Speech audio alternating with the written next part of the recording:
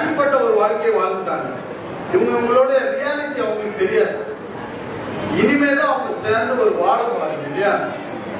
இதுவரைக்கும் அவங்களுக்கு ஒரு குணம் இருந்துச்சு. இனி ஒரே பாஸ்டர் சொன்னாங்கல்ல, இனி அவங்க ஒரே மாம்சமாக இருக்கிறாங்க. கொஞ்ச நேரம் கவனிங்க, ஒரு 10 நிமிஷம். இருவரும் இனி ஒரே மாம்சமா இருக்கிறார்கள். இனி ஒரு முடிவு எடுக்கிறதா இருக்கட்டும், ஒரு திட்டம் எடுக்கிறதா இருக்கட்டும், சில காரியங்கள நிறைய டிசிஷன் எடுக்கணும் இல்லையா? இனி அவங்க தனித்தனியா இந்த டிசிஷன் எடுக்கக்கூடாது.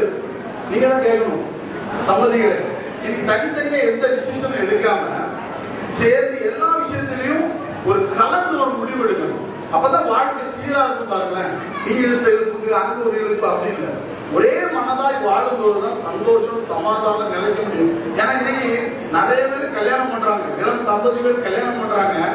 அது நீடிக்குதான்னு கேட்டா நீடிக்கல. பாருங்களேன், சில இடங்கள்ல சக்காயிறாங்க, வாழ தெரியல. அதாவது இந்த சைக்கிள் வீல் எல்லாம் பார்த்துருக்கீங்களா? கடையில உருவாக்குவாங்க. அது 2 வீலும் தனித்தனியா தான் இருக்கும். அதை ஒரு மெக்கானிக்கல் கொடுத்து அது 2ஐயும் சேர்ப்பாங்க இல்லையா? சேர்த்து ஒரு ஆள் ஓட்டும் போது அது ஃப்ரண்ட் வீல் எங்கெல்லாம் போதும் அதே போலதான் பேக் வீலும் போதுவாங்க. அப்போ நான் சொல்றேன், நீங்க 2 பேரும் இது வரைக்கும் தனித்தனி வீலா இருந்தீங்க, இப்ப சேர்ந்தாச்சு, உங்களை இணைச்சாச்சு. கர்த்தர் உங்களை அழகா இணைத்துட்டார்.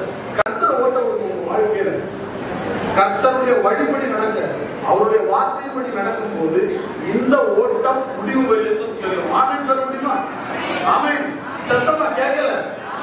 கர்த்தருக்கு உங்க வாழ்க்கையில முதல் இடத்தை கொடுத்தீங்கன்னா நீங்க முதலாவது இந்த ஓட்டத்தை ஓடி பிடிக்க முடியும்.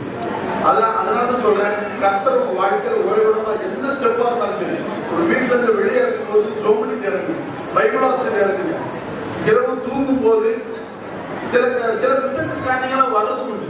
போய் சொல்லக்கூடாது இல்லையா? எல்லா கணவன் மனைவி வாழ்க்கையில சில மிஸ் அண்டர்ஸ்டாண்டிங் வரும். பேசாம மட்டும் தூங்காதீங்க, ஜெபம் பண்ணி பைபிள் ஆசிரியர் தூங்க. காலையில் எழுப்பும் போது அந்த மனசுல இருக்கிற அந்த காரியம் எல்லாத்தையும் கர்த்தர் மாற்ற வல்லவரா இருக்கிறார். அப்படிதான் வேதத்துல நிறைய தம்பதிகள் கர்த்தரை முன்னிறுத்தி அவர்கள் சந்தோஷமாக வாழ்ந்து முடித்தார்கள் இல்லையா? அதே போல இன்னும் ஒரே ஒரு கதை மட்டும் சொல்றேன். ஒரு சிங்கங்கள், அதாவது புலிகள் கல்யாண வீடு நடந்துட்டு இருக்கு. அப்போ புலிகள் எல்லாம் ஜாலியா உங்க மாதிரி 2 புலி, ஆண் புலி பெண் புலி, நம்ம எல்லாம் ஒரு புலி. அப்போ புலிகள் எல்லாம் ஆடிக்கிட்டு இருக்கு. பாருங்களேன், பயங்கரமா ஆடிக்கிட்டு இருக்கு. அந்த கூட்டத்துல ஒரு எலியும் ஆடிக்கிட்டு இருக்கு. என்னடா இது கொடுமை? புலி கல்யாண வீட்டுல ஒரு எலி ஆட முடியுமா? எலி ஆடிக்கிட்டு இருக்கும்போது ஒரு புலி நேரா போச்சு. டேய், நாங்கெல்லாம் எவ்வளவு பெரிய புலி பயங்கரமா ஆடிக்கிட்டு இருக்கோம், சொக்காலாம் போட்டு ஜம்முன்னு ஆடிக்கிட்டு இருக்கிறோம், நீ ஒரு எலி எங்க முன்னாடி ஆடுறியா? எலி உடனே விதமா பண்ணிச்சு, புலிய கையை தட்டிட்டு, டேய் நானும் ஒரு காலத்துல புலியா தாண்டா இருந்தேன், இப்ப கல்யாணத்துக்கு அப்புறம் தான் எலியா மாறிட்டேன் அப்படின்னு. அதான், அதாவது ஒவ்வொரு வீட்டிலும் நீங்க நிறைய எலியெல்லாம் இருக்கிறீங்க. ஆமா, அது ரொம்ப ஆசீர்வாதம். கல்யாணத்துக்கு அப்புறம் கணவன் வெளியா மாறிட்டா குடும்பம் ஆசீர்வாதமா இருக்கும். ஆமா, நம்ம வீட்டுல எலியா வாழும் போது வெளியே புலியா வாழ முடியும். அதனால கர்த்தர் குழந்தைகளை ஆசீர்வதிக்கணும். அதுக்காக கடைசியா ஒரு ஜோம் எல்லாரும் எழுதி நிக்கலாமா?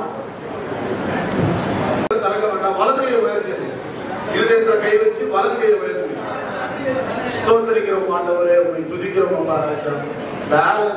அவருடைய மனைவிக்காக நாங்கள் ஒரு மனதாய் ஒரே குடும்பமாக கிறிஸ்து நீர் இந்த இடத்துல இருக்கிறதை நாங்கள் விசுவாசித்து இந்த குடும்பத்திற்காக சொல்லிக்கிறோம் ஆண்டவரே. அப்பா, இவர்களுடைய வாழ்க்கையில நிறைய ஆசீர்வாதங்கள் தேவை இருக்கிறது, அற்புதங்கள் தேவை இருக்கிறது, நிறைய ஞானங்கள் தேவை இருக்கிறது. இந்த வாழ்க்கையை எப்படி சந்தோஷமாகவும் சமாதானமாகவும் நிம்மதியாக வாழ வேண்டிய காரியங்கள் இருக்குப்பா. அப்பா, அதினது தேவைகளையும் அதினது காரியங்களை நீர் செய்ய வேண்டும் என்று நாங்கள் சொல்லிக்கிறோம். அப்பா, பிள்ளைகளுக்கு அநேக காரியங்களை கற்றுக் கொடுங்க, நிதானத்தை கற்றுக் கொடுங்க. ஆவியின் குணங்கள் வரட்டும் தகப்பனே, மாம்ச குணங்கள் எல்லாம் வெளியேறி போக நாங்கள் ஜெபிக்கிறோம் அப்பா. தந்திரமாய் காரியங்களை இந்த உலகம் வேற எதையும் அந்த பிள்ளைகளுக்கு கற்றுக் கொடுக்காதபடி உம்முடைய பிரசன்னத்தினாலும் சமூகத்தினாலும் அவர்களை வழிநடத்துங்க. அநேக செங்கடல்கள் வரும் அப்பா இந்த வாழ்க்கையில, எல்லாத்தையும் உங்களுடைய வார்த்தையை கொண்டு இந்த பிள்ளைகளை ஜெயமாய் மாற்றி அந்த செங்கடல்களை எல்லாம் பிரித்து நடக்கக்கூடிய பெரிய கிருபை நீர் கொடுக்க வேண்டும் என்று சொல்கிறோம். இயேசு கிறிஸ்துவின் மூலம் ஜெபிக்கிறோம் பரலோக பிதாவே, ஆமென். என் ஆத்துமாவே கர்த்தரை ஸ்தோத்திரி, என் முழு உள்ளமே பரிசுத்த நாமத்தை ஸ்தோத்திரி. என் ஆத்துமாவே கர்த்தரை ஸ்தோத்திரி, கர்த்தர் செய்த சகல உபகாரங்களை மறவாதே. ஆமென்.